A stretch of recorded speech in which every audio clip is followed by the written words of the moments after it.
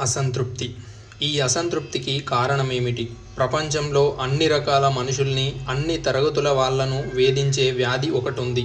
ఏమిటది? ప్రేమరాహిత్యం. మనిషి ఈ ప్రేమరాహిత్యంతో బాధపడిపోతున్నాడు. తాను ప్రేమించబడాలి. ఇదే బాధ, ఆరాటము. అది పొందటం లేదన్న అసంతృప్తే అన్ని దుఃఖాలకు కారణమవుతుంది. తనని ప్రేమించే ఓ వ్యక్తి కావాలి. భర్తకు భార్య రూపంలో, భార్యకు భర్త రూపంలో, తర్వాత ఓ స్నేహితుడి రూపంలో, పిల్లలకు తల్లిదండ్రుల రూపంలో, తల్లిదండ్రులకు పిల్లల రూపంలో. వారి దగ్గర నుంచి ఈ ప్రేమ కావాలి. భార్యాభర్తల కఠినమైన నిజాల్లోకి పోయి పరిశీలిద్దాం. భార్యాభర్తలు ఒకరినొకరు ప్రేమించుకుంటున్నారా? ఒకరి విశిష్టతలను ఒకరు ప్రేమిస్తున్నారు. నా భర్త గొప్ప అందగాడు, నా భర్త గొప్ప ఆఫీసరు, డాక్టరు, లేకపోతే ఇంకేదో వృత్తుల్లో ప్రముఖంగా రాణిస్తున్నవాడు. నా భర్త గొప్ప నాయకుడు, నటుడు, లేకపోతే ఇంకేదో కళాకారుడు. నా భర్త గొప్ప క్రీడాకారుడు. నా భర్త గొప్ప ఐశ్వర్యవంతుడు. నా భర్త గొప్ప మేధావి. నా భార్య గొప్ప సౌందర్యవతి. నా భార్య గొప్ప పనిమంతురాలు. నా భార్య చాలా తెలివితేటలు గలది.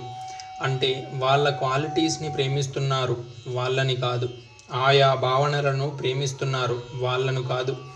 వాళ్ళ భావనలు తప్పన్న అభిప్రాయంలోకి రాగానే ఆ ప్రేమ స్థానంలో ద్వేషం ఏర్పడుతుంది.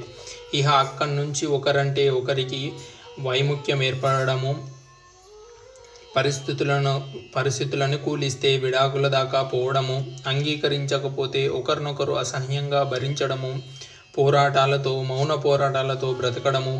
ఇంకో చిత్రమైన సత్యం, ఎన్నో సంవత్సరాలు కాపురం చేసిన భార్యాభర్తలు ఒకరితో ఒకరు మాట్లాడుకోలేదు.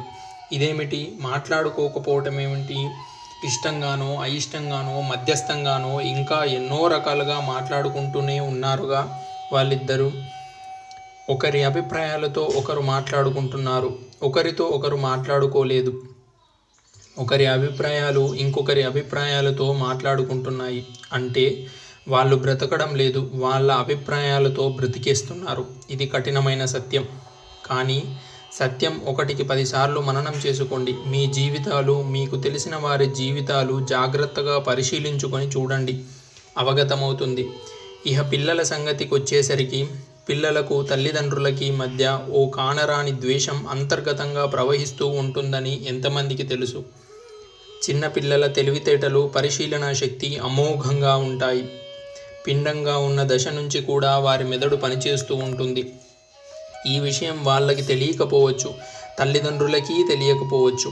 ఆ దశలో తల్లి చేసే పనులు, ఆమె మనఃస్థితి, ఆ ప్రభావం అంతా వీళ్ళ మీద ఉంటుంది. ఈ సత్యం సైన్స్ కూడా ఒప్పుకుంది కదా. శిశువు జన్మించాక 100కి 90 మంది మగబిడ్డే కావాలని కోరుకుంటారు. ఎందుకంటే వాడు వంశాంకురం, వంశాన్ని ఉద్ధరించబోయే, వారసత్వాన్ని కాపాడే ప్రబుద్ధుడు. వాడి వల్ల తల్లిదండ్రుల ఆశలు నెరవేరబోతున్నాయి. వాళ్ళు చనిపోతే శ్రాద్ధ కర్మలు పెట్టి వాళ్ళ ఆత్మలకు శాంతిని కలిగించబోతున్నాడు. అందుకని మగబిడ్డ అయితే వాళ్ళ ముఖాలు వికసిస్తాయి, ఆడ అయితే ముఖాలు కాసేపు ముకులించుకుపోతాయి. అంతే. అప్పుడే ఆ బిడ్డని చంపేశారన్నమాట. ఆ బిడ్డను కూనీ చేసేశారు. ఇదేమిటి? కల్కి ధర్మమని జీవితము, కుటుంబము, స్నేహము, ప్రేమ ఇవన్నీ రాసుకొస్తున్నాడు. ఆధ్యాత్మిక గ్రంథంలో అదేదో భాష, శ్లోకాలు, సూక్తులు అడుగడుగునా గుప్పించబడుతుంటాయి కదా. అవన్నీ ఏవి ఇందులో లేవు అనుకుంటున్నారా? కల్కి ధర్మము, దేశము, జీవితము, కుటుంబము, స్నేహము, ప్రేమ వీటన్నింటితో పెనివేసుకుని ఉంది. కల్కి జీవితానికి దూరంగా ఉన్న దేవుడు కాదు, జీవితానికి సన్నిహితంగా ఉన్న దేవుడు.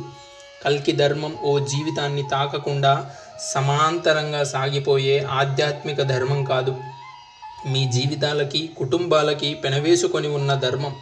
ముందుకు సాగినా కొద్దీ ఈ మహత్తర సత్యాన్ని మీరు అర్థం చేసుకోగలరు. ఇది పలాయనవాదం కాదు, మీ ప్రాణాలకు విలువనిచ్చే, ప్రాణశక్తిని అందించే వాస్తవవాదం.